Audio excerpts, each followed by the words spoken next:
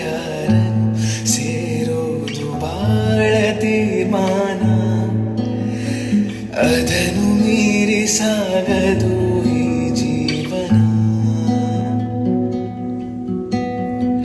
ಯಾರ ಹೆಜ್ಜೆ ಯಾರನು ಕಾಯೋದೆ ಸುಂದರ ಧ್ಯಾನ, ಹೃದಯ ತೆರೆದು ಕೂರಲಿ ನಿನ್ನೀ ಮನ.